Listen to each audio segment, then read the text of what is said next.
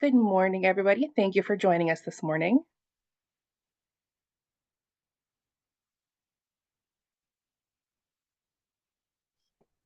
All right.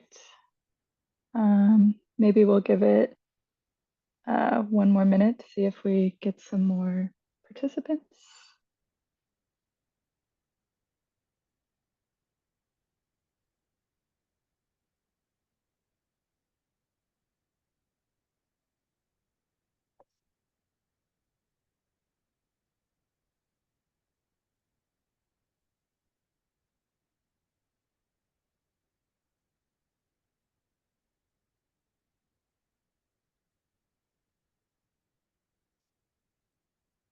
All right, let's go ahead and get started. Good morning. Thank you for joining us for the Invasive Species Action Fund General Information webinar. My name is Madeline Schuster. I'm the Communications and Administration Coordinator at the Invasive Species Center, and I'll be your moderator today. This morning, we'll be going through the applicant guide and giving you information on how to apply for the Invasive Species Action Fund grant. You'll have the opportunity to ask our speaker, Kendra Jolly, the grants coordinator at the ISC, any questions you may have at the end of the presentation, but feel free to ask questions in the chat during the presentation and I'll do my best to answer them. For questions at the end of the presentation, please put them in the Q&A. This will just make it a lot easier for me to review them and post them to Kendra.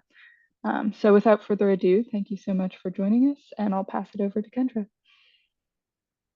Thank you very much, Madeline. Good morning, everyone. Like Madeline mentioned, I'm Kendra Jolly. I am the Partnership and Grants Coordinator with the Invasive Species Center, and we're going to be spending some time this morning talking about the Invasive Species Action Fund. This webinar is going to be recorded, so if there are any questions or things that you want to revert back to, it will be posted to our YouTube channel either later on this afternoon or tomorrow morning. And I can share that absolutely once that has been done. Just to ensure that we do have the best quality going forward with the webinar, I'm going to go ahead and go off camera as we're going through the slideshow, and then I will pop back on at the end for any questions that there might be. All right, so with that being said, let's go ahead and get started. All right, so this morning we're talking about the Invasive Species Action Fund. This is the information webinar for applications for the 2025-2026 season. Applications are now open and our closing date for applications is January 15th, 2025 at 11:59 p.m.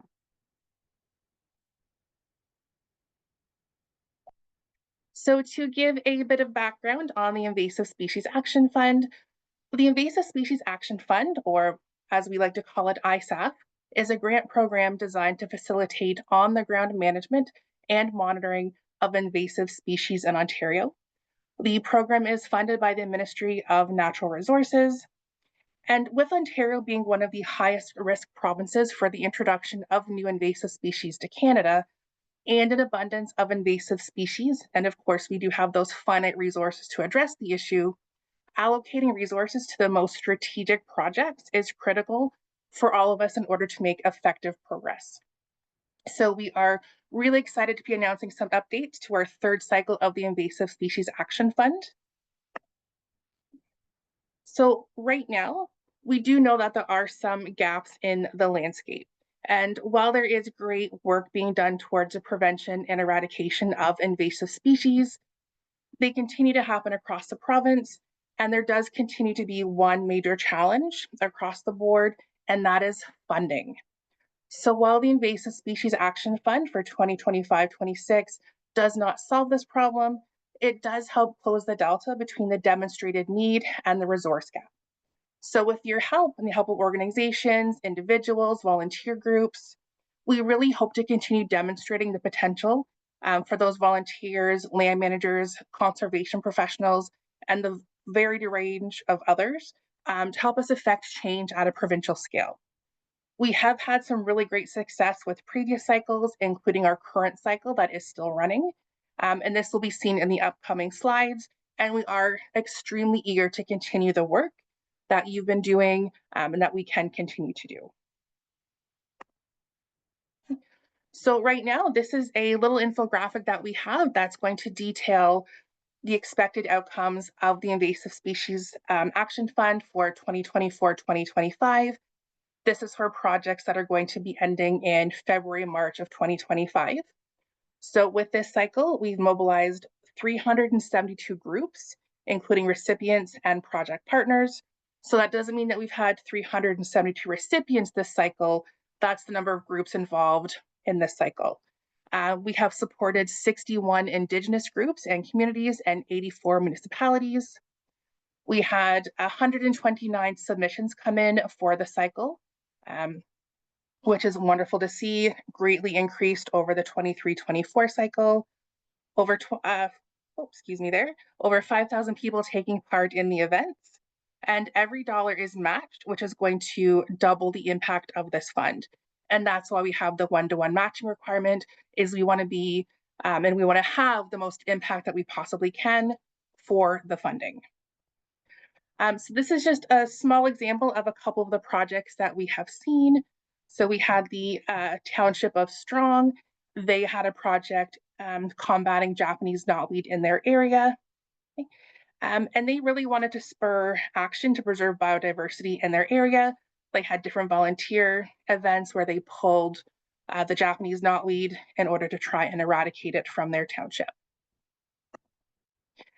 We also had Missinabbi Cree First Nations. They were doing a project on Dog Lake. They wanted to educate boaters and anglers that were coming in to fish on Dog Lake about invasive species and to really help them understand the clean, drain, dry, how to check for invasives, and how to avoid the spread. So these are just two of a number of projects that we have received and a number of projects that are eligible as part of the Invasive Species Action Fund. All right, so here's what we're all here to learn about is the Invasive Species Action Fund and how we want to move forward and how we're always constantly striving to improve and do better. So we realize that there are going to be continuous opportunities to improve into the future. Feedback from successful and unsuccessful proponents is always welcome, and we're here to learn and to, again, like I mentioned, always do better. So what we know so far and what we keep hearing is that multi-year funding is key. And we understand that. We're hoping that we can introduce that going into the future. We're not at that point just yet, but it is a key to sustained success in invasive species management. So while we're not able to offer it at this time, we do hope to have the ISAF running into the future for repeated applications, which is wonderful. We heard from a lot of proponents. We want to be able to apply sooner. So this year we were successful. We have a winter call for proposals. Proposals have been open for just over a week now. So we've got success in that window. We've also been asked for a longer application window. Last year, applications were open for roughly 5 weeks. This cycle, we are able to have applications open for roughly 9 weeks in total. So a much longer window gives you more time to work on those projects, to ask any questions that you have, and hopefully get us into striking that good balance. When it comes to applications, reporting, and administrative needs, again, we're still trying to strike that right balance. Last cycle, we did implement a new grant management software called Good Grants. It really helped to streamline the process. And to date, feedback from applicants has been positive. So we're going to continue to use that platform going forward. And we're going to always try to integrate as much feedback as we can from this cycle, previous cycles, and future cycles as we move forward with the program. So we've got our funding streams. The funding streams themselves will remain the same. Thanks to the support from the MNR, we can continue to offer these 3 streams. Each stream has seen an increase in project cap and compared to previous cycles. So this cycle, microgrants can now receive funding up to $3,500. In previous cycles, it was $2,500, so we've got a $1,000 increase there.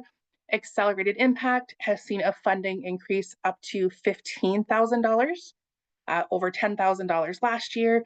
And our biggest funding cap increase is in our Transformative Action stream. So that has seen the largest increase, going from $25,000 funding cap up to a $50,000 funding cap.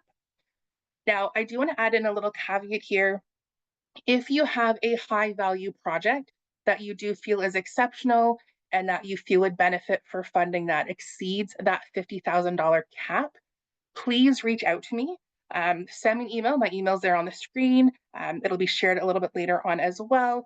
And we can discuss that project and see what the opportunities are, if there is any leeway to increase that for you on a project to project basis. So the $50,000 is not a specific hard cap, but it is going to be dependent on the project. We cannot guarantee that it would be eligible for more funding, but there is a possibility that we can work with you on that. So please email me directly prior to December 10th of 2024, so we can have those conversations and see what we can do to work on that application together. All right, so now we're going to talk a little bit about the application process. So for participants who are looking at applying for the first time, this is what you're going to see when you go to Good Grants. We will be sharing the address to apply shortly on the screen, but just for your knowledge, it is isc.grantplatform.com. You can also go to the Invasive Species Center website. It's on our website as well, so that you can get there to the Good Grants platform. So I'm just going to have the details here to go ahead and sign up for the platform itself.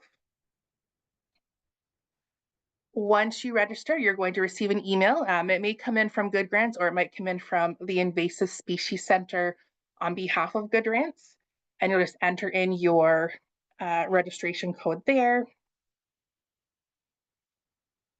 Once you get through that part, you will then log in. You'll see you're in the applicant portal, and you will have the option to start an application for the Invasive Species Action Fund. Now, it might look slightly different. I think this year it says 2025, 2026 on it, but it will be very easily identified by the Invasive Species Action Fund logo. We do have the awards open for the Invasive Species Forum happening in February. So there's two options that you might see there. Just please be sure that if you're applying for the grant, you are selecting the application button for ISAF.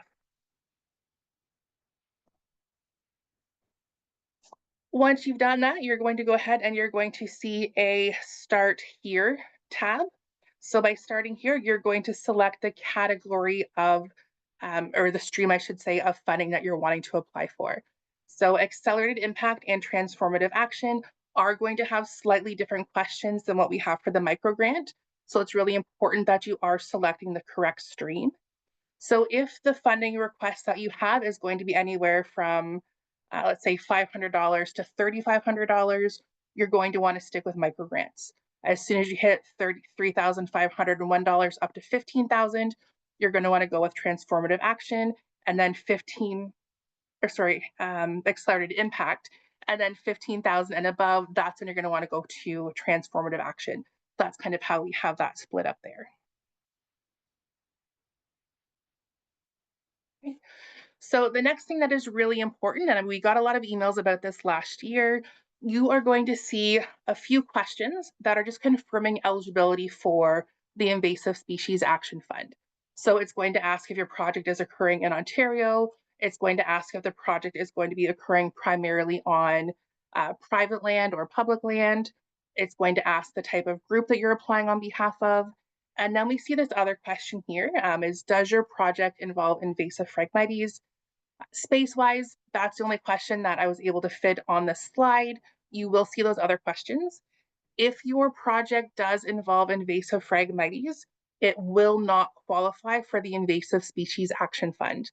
And that is strictly because we have a program called the Invasive Phragmites Control Fund that is specifically for Phragmites and Phragmites only, and that will be opening in the very near future as well. So if you do have a Phragmites project, please do not apply to ISAF. You will not be eligible. Keep an eye out for that future funding opportunity. The next thing I want to mention is please ensure you are selecting that check eligibility button. If you do save and close, if you do preview, any of the other buttons, they'll let you move through the tabs, but you will not be able to enter any information on the additional tabs. So check eligibility, extremely important that you do that prior to moving through the next phase of the application. The other thing I'm going to ask as well, I'm just going to move back here one slide. While you do see the types of categories here, you're also going to be asked to include a title of your application.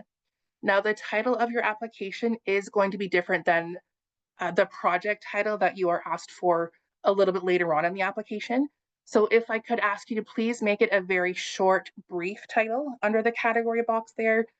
Reason being, when we go to try and download the applications, if there are very long titles, it is going to cause problems downloading those applications. So to alleviate that, please make it short and brief. We would really appreciate that. All right, so now we're going to move on to projects that are eligible for the Invasive Species Action Fund. Okay. So ISAF is going to support control, management, and on-the-ground impacts. So really being out there, doing the work out in the environment, out in the field. It's going to support mapping, monitoring, and like projects that are going to provide pathways to tangible control management, and again, those on-the-ground impacts. As well as the planning of invasive species control and management. So if plans are happening, the work is happening on the ground, absolutely, we're going to be able to support that this year with ISAF. What we are unable to support are projects that rely solely, and that's a bit of a caveat that we'll talk about, if it's research only, if it's outreach only, if it's education only, we cannot support those projects. We're unable to do that this year. Now, if it is a control and management project with an element of research or an element of outreach or education, if those are smaller components of the overall project, absolutely it is going to be eligible. If those three components are the only components of the project, unfortunately at this time, we are not able to have it supported through ISAF. Private landowners. So if it is a project occurring solely on private land, unfortunately, it is not going to be an eligible project at this time. Now, again, there is a caveat to this. In exceptional situations, if the private lands are directly abutting onto public property with a comprehensive public invasive species management plan, it could be a part of an application from an eligible participant that we're going to talk about here in a moment. So if you have your property and it's on touching municipal land and you're both battling the same species, if you're working together, it may become an eligible project.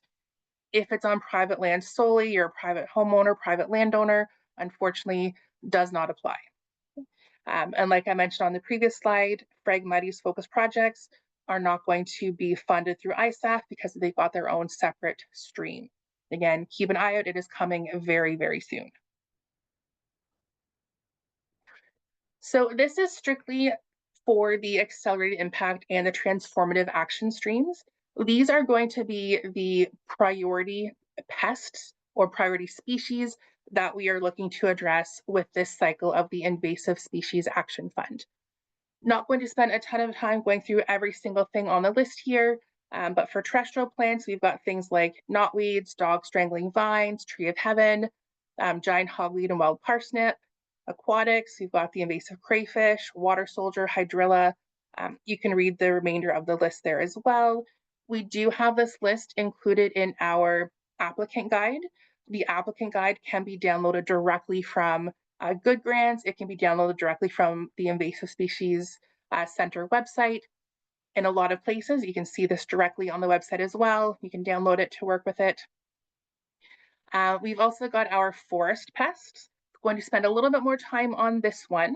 So we've got ones that are regulated under the Ontario Invasive Species Act and federal regulations. So oak wilt, beech tree disease, HWA, spotted lanternfly. Now, I do want to note there is going to be a very strong preference for additional sources of funding for projects that are supporting activities on the federally regulated forest pests. So applicants that are focused on the federally regulated pests are encouraged to seek out or obtain additional funding to exceed the one-to-one matching requirement. Reason being is ISAF is a provincially funded project, so we want to ensure that we're able to fund projects across the province on a multitude of species, and having that extra funding coming in on the federally regulated species is really going to help us do that.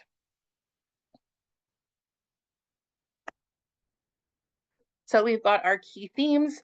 Again, I'm not going to spend a lot of time reading through the entire list. It's on our website, it's on Good Grants, but to call out a couple of new ones that we have added on this year. So key themes are going to be things such as Indigenous-led monitoring and control projects, addressing invasive species, including those utilizing traditional knowledge and traditional ecological knowledge.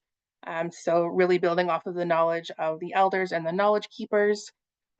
Other additional ones have been added for this cycle, organisms in trade, excuse me. So action-oriented projects that raise awareness of regulated species within trade, and are proactively using industry-led approaches to address new threats on the horizon that may come in trade or help prepare or prevent spread within the industry. This year, recreational watercraft. So applications involving recreational watercraft encompassing a holistic approach are going to be considered. Now, these projects must include on-the-ground activities and are not eligible for major capital expenditures. So again, we really want to see the work being done in the field, the work being done, on the ground, trying to combat invasive species. And again, that big caveat, we cannot fund major capital expenditures as part of this key theme. Also newly added this year, we have innovation. So projects that are utilizing new cutting edge approaches to monitoring and managing invasive species. And again, another caveat here is with the intent to share that knowledge and the results to expand the collective ability to combat invasive species. So cutting edge, leading technology, whatever it might be that you're working with, as long as you're willing to share those results and have a collective knowledge sharing and ways that we can move forward together to try and eradicate and combat the species that we're working with. Now, for the accelerated impact and the transformative action, it is extremely important that you are choosing either a priority species and as many key themes as fit your project. You really want to make strong connections between the two and really detail how you're going to manage these themes or meet these themes as part of your deliverables. The stronger the connections that you are able to build and that you are able to show, um, you're going to have that higher likelihood of success as the reviewers are looking at your applications. Now, for the smaller organizations out there that aren't seeing things related directly to the micro grants or the smaller projects, the volunteer groups, things like that, micro grants are a little bit different. Micro grants are more open to a multitude of species. You can have priority species identified in your area that may not be a priority species on the key priorities for accelerated impact and transformative action. And that's what we're hoping to see. With the microgrants, you don't have to have the invasive species on the list. You can have that local invasive species that you're trying to work with more locally in smaller patches, perhaps. These are the projects that we want to see coming in through the micro grant streams. So if you have a project that is addressing any other species other than what's on the accelerated impact or transformative action, you are going to want to apply through the micro grant stream. Unfortunately, we are not able to make exceptions with that. So if you do pick a species that is not listed as a priority species and you apply to the higher themes, or excuse me, the higher streams, the likelihood of success is greatly diminished. Um, Also keep in mind, we have seen projects in the past where applicants have mentioned they're going to work on a priority species, yet reading through the application, it becomes evident that the species that they're really trying to work on is not a priority, and that would also have been more suited for the micro grant streams. Um, Moving on. So what we're looking at now, this is an example budget that we are looking to see for the projects that are coming in. Okay. So what we've done this year, again, for new applicants, not going to make a significant difference to you if you're a new applicant, which we do love to see. This year, we are going to be using Excel files for both the budgeting and the key performance indicators. And we're going to touch on those in a moment here as well. So we listened to feedback. The budget table that we used previously wasn't the most user friendly, didn't give a lot of room for details, and it didn't look the cleanest. And we recognize that. So we are moving over to Excel file this year. This is an example of what you're going to see when you download the Excel file through Good Grants, and we'll show you the steps on that in a moment here as well. So we're going to have the category, and the categories are listed there on the left. So they include things like salaries and human resources, travel and accommodations, professional services, equipment and supplies purchase, equipment and supplies rentals, communications, and administration. So you are also able to add line items to the Excel file. So just because you see these ones listed here does not mean that's what you have to stick with. You can add additional ones if it is fitting for your project. You do not have to add additional ones if it does not make sense. The second column that we have is where you can provide the budget item detail. So for our first row there for salaries and human resources, we've got project coordinator staff time to map and monitor giant hogweed across municipal parks. So they are requesting $500 through ISAF. We have a matching cash contribution of $700, and we've got a matching in kind contribution of $1,250 for an overall project budget for that line item of $2,450. So with ISAF, we do require a one-to-one match. How that match is done, we see in kind and cash contributions as one and the same. One is not better than the other as long as we do see that in kind match coming through. Um, Going down the list, you have travel and accommodations. So here they're going to be contributing the travel on their own. They do not have a request to ISAF for that. Moving down to professional services, they're requesting $2,000 from ISAF for a contractor fee to treat and remove the giant hogweed, and gives a little bit more details there. Equipment and supplies purchase, they're looking to purchase mapping equipment and an additional software license. So their request through ISAF was $130 for the software license, and then $1,200 for tablets. So it should have been 2 tablets there, not 1 tablet. Otherwise, that would be an extremely expensive tablet, but it was for 2, not the 1, for an overall budget there of the $1,330. Equipment rental, they requested a trailer rental. Again, they're going to be contributing that on their own from a fictitious parks community fund. And I will mention this budget is strictly fictitious. It is not from a project. It's just one that we've put together to show you what your budget could look like or how we would like to see it kind of detailed in your application. We've got communications as well, so printing temporary signage for public notification. In this situation, it's going to be in kind. Administration, they requested 10% of the overall budget for administration fees. And we do have a 10% cap on administration for projects that are coming in requesting funding through ISAF. So please keep that in mind as you're going through your application. And as we can see at the bottom down here, their ISAF funding request is for $3,169.54. Their in-kind contributions are $855.44 in cash and $2,510 in kind. Now, when we're talking about an in-kind contribution, that can be volunteer hours, that can be equipment use that you've already purchased, but it's the appreciated value of that. It can be donated hours from volunteer organizations, donated hours from contractors. It can be a number of things, and we outline that in much further detail in the applicant guide. We will also be holding a separate webinar next week where we're going to go a little bit more into detail on the budget and into in-kind contributions. So you are very welcome to join us for that. I believe it is December 5th at 11 a.m. So next Thursday, to go through in-kind and budgeting only to get a bit more context in there and if there's any questions that you might have. And then we have an overall project budget here of the $6,534.98, which this project, again, fictitious, given the dollar value, would fall under the accelerated impact stream. So, mentioning this year, we are using the Excel file. The way that you are going to do that this year is on the budget and KPI tab. So, as you get into Good Grants, you'll see that the projects are, sorry, the application is broken down into tabs across the top. Start here, eligibility, applicant information, project description, budget and KPI, and then supporting materials.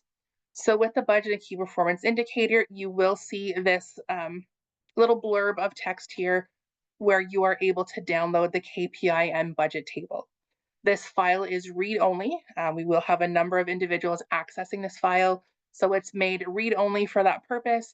Download the file, save it locally, and you can then enter in your budget and key performance indicator details.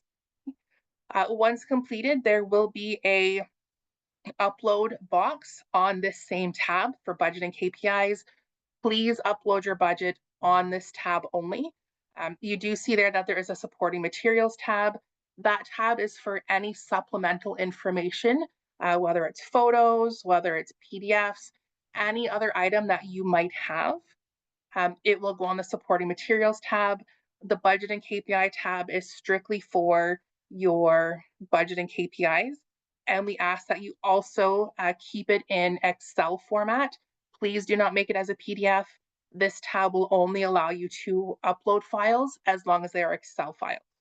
So really important that we're please following that instruction. Makes it much easier on our end when we are going through and assessing the applications when it's the review period.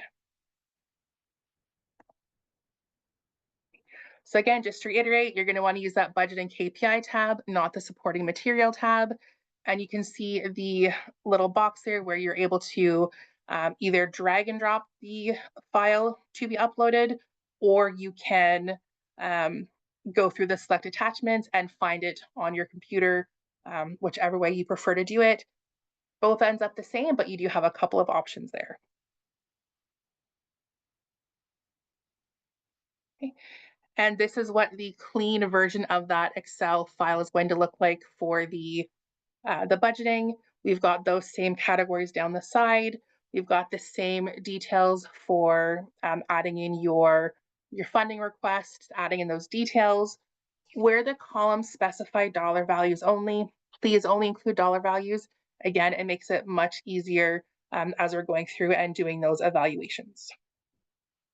And then at the bottom, if you could total, that would also be extremely appreciated as we're going through, and makes it much easier on the reviewers, again, as they are assessing projects once we get to that point.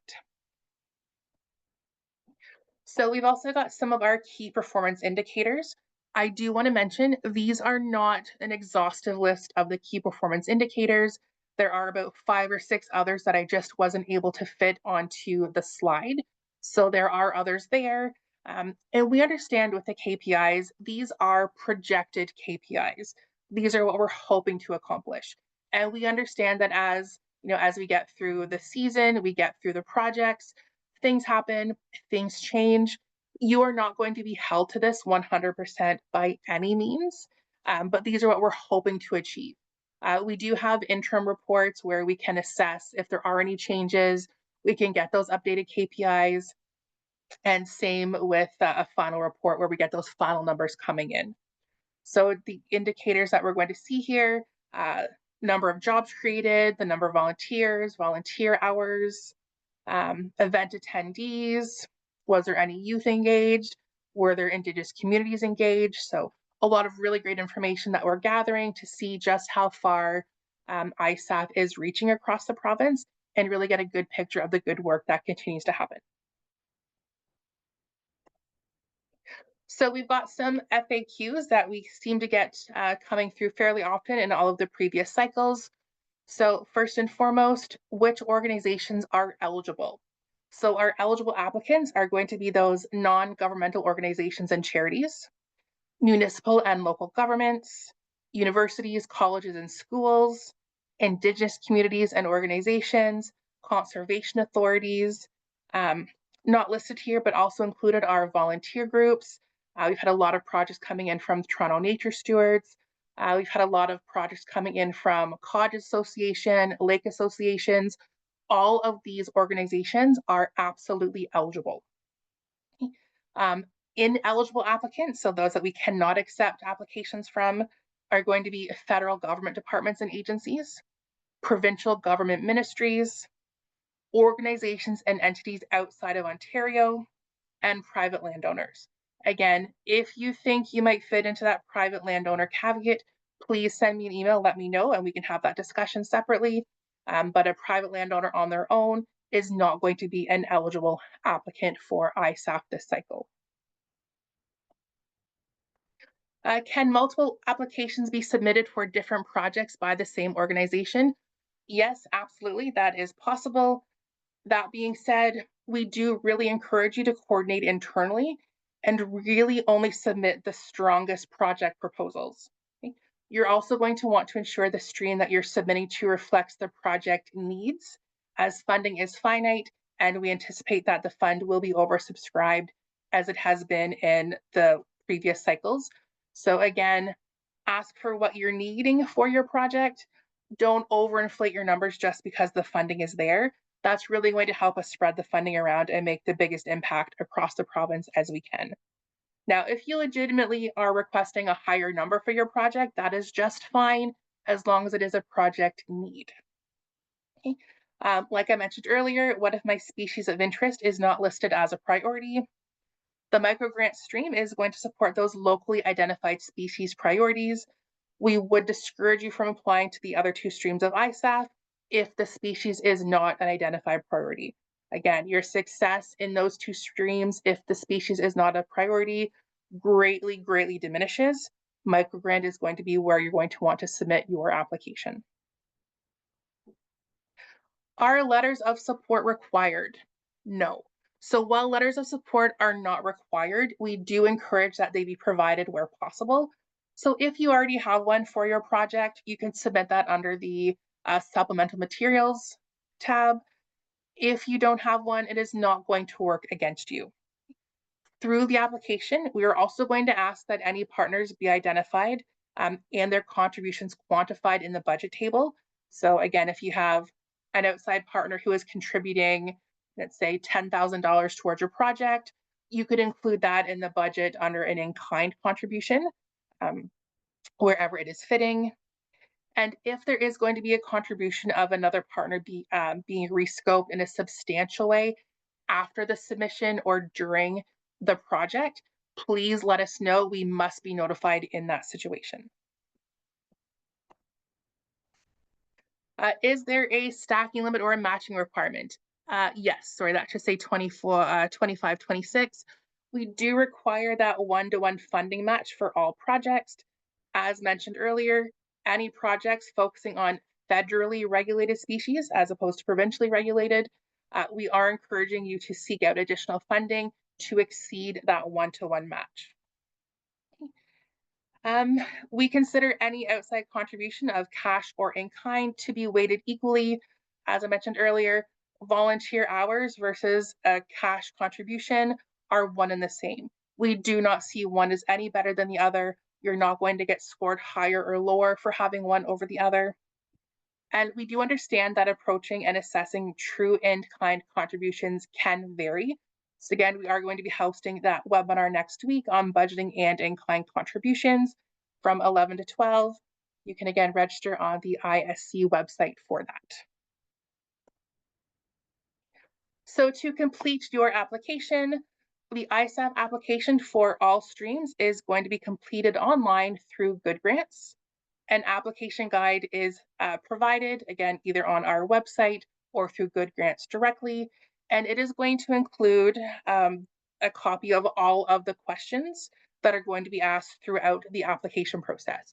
So if you want to take a look at it first, if you want to save it locally and work within that document, absolutely welcome to do so, and then copy and paste all of that information into Good Grants when you're ready to go. One thing that I don't think I mentioned that I do want to mention with Good Grants is that you are able to save your application as you go. You do not have to do it all in one sitting. So you can start the application, leave it for a couple of days, come back to it. You can edit it up until January 15th, 2025 at 11:59 p.m. So anytime in there, you can make changes to it. You can edit it, resubmit it up until the date of closing for ISAF.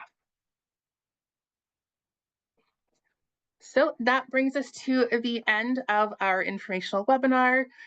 We're happy to field any general questions that you have here via the Q&A function.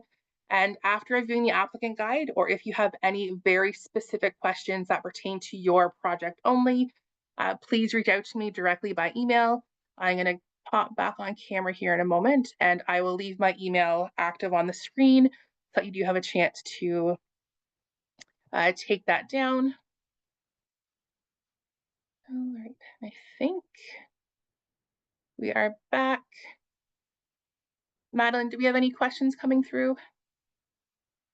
Yes, we have a few questions in the Q&A. I think the first couple may have been answered by the FAQ section, but if you want more information or didn't feel like the FAQs fully answered it, feel free to resubmit or ask in the chat. The next question says, just want to confirm, are partnerships encouraged? Can an academic partner support one or more conservation areas, for example? Yes, absolutely. So partnerships are absolutely encouraged. We really like to see groups coming together and working together. And you can be partnered with different organizations on multiple projects as well. So hopefully that answered that question for them.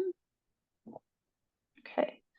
Moving on to the next question. Someone asks, does the application for accelerated impact / transformative action have to be focused on a single species? Um, it needs to be on a priority species. You can have multiple species on one application.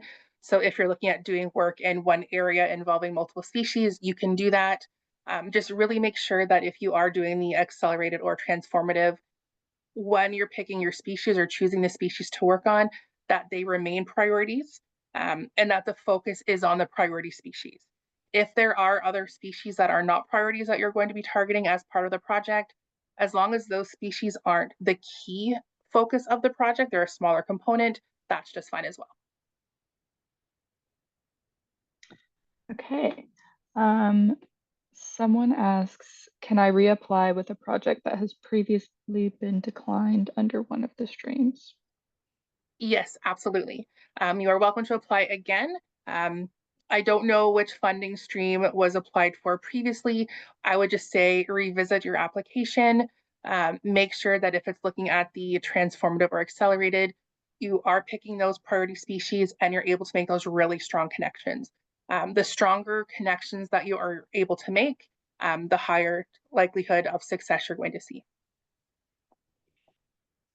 Right, and we have another question here that says, can a project target multiple sites within one municipality, i.e. monitoring for invasive species in several at-risk parks / natural areas, or are projects limited to one project site? No, you are welcome to submit for multiple sites, especially if it's going to be for this the same species and using similar monitoring or mapping techniques, control techniques. Absolutely, one application is best. That way, we're going to see the detailed work on one application. We're not going to see an organization coming in with 4, 5, 6 applications, whatever the case might be. So definitely on one would be great. And we had a question in the chat about in-kind funding. So they want to clarify this stream is based on the total of all funding, ISAF and in-kind, not just on the amount being applied for from the ISAF grant. So for example, a $3,100 request from ISAF bumps to accelerated stream because of the in-kind value, even though the grant ask is less than $3,500. That is a really great question. Um, Typically, we like to see the funding stream be for the request through ISAF. So if you're requesting $3,500 or less, stick with the microgrant stream. If you are requesting a higher dollar value than that, even including your in-kind and your cash contributions, stick with what you're requesting for the stream. So 3,500 or less microgrant request through ISAF, 15,000 to 3,500, stick with trend or accelerated impact, and then 15 and above transformative. So go by the amount that you're requesting, not your overall project budget. Um, I see that this person asked a similar question in the Q&A. Let me just see if that's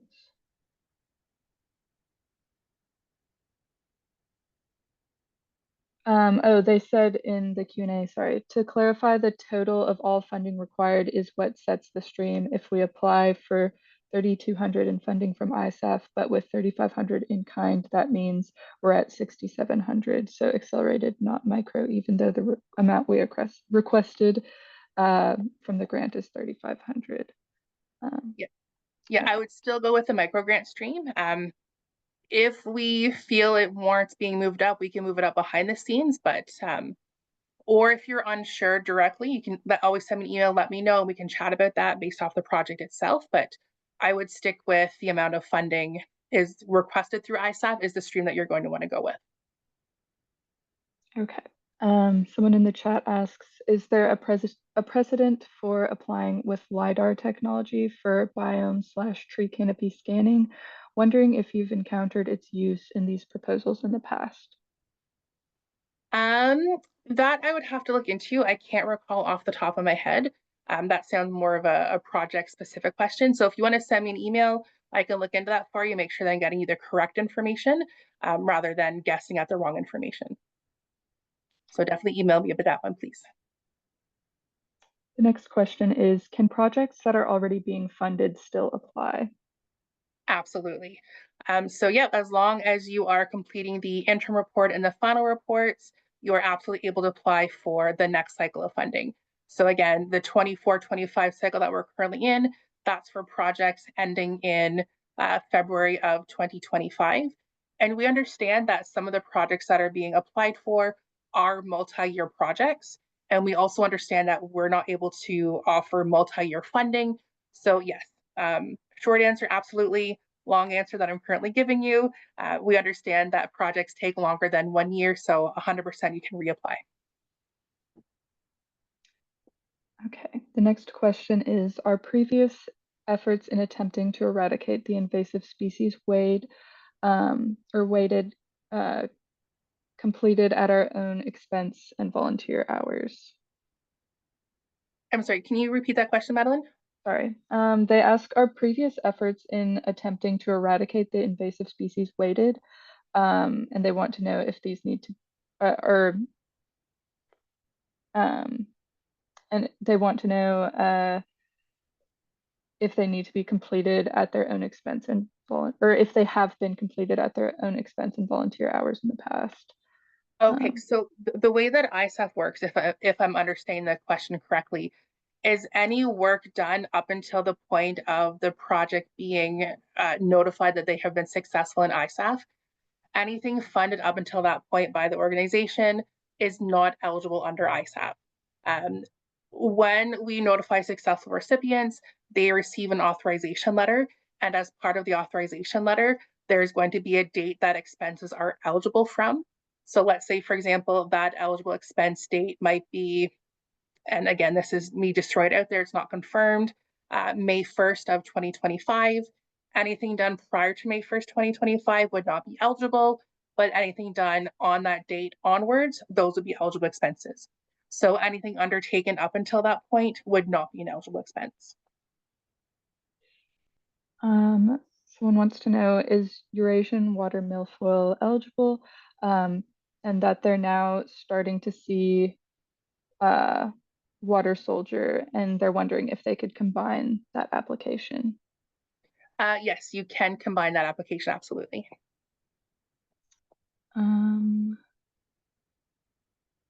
Okay, I think we have one more question in the chat.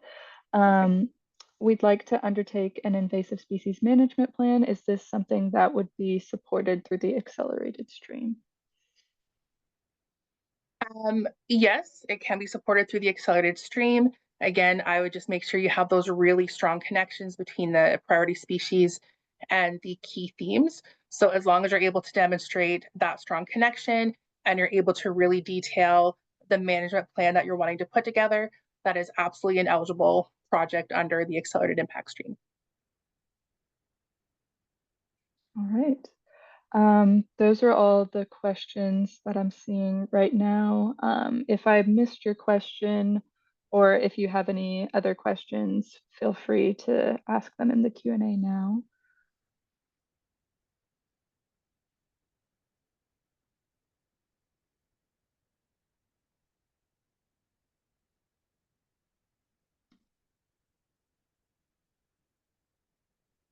If there are no further questions coming in, or like I mentioned earlier, if you have a project specific question, please feel free to reach out directly. I would be happy to chat with you about that and get any answers for you that I wasn't able to provide today, or get answers for you that maybe weren't quite asked yet. All right. Um, well, thank you again to Kendra for presenting today, and thank you all for tuning in. I just want to remind everyone that this webinar was recorded and will be posted on our website as well as the ISC YouTube page. And I just want to remind everyone that our next Invasive Species Action Fund webinar will be on December 5th at 11 a.m. And that will be the Developing a Budget and In-Kind Contribution webinar. So stay tuned for that. Also, I wanted to mention, if you're interested in learning more about the Invasive Phragmites Action Fund, the general information webinar for that will be on December 12th. All right. Thanks, Madeline. No problem. Thanks, everyone. Enjoy your day.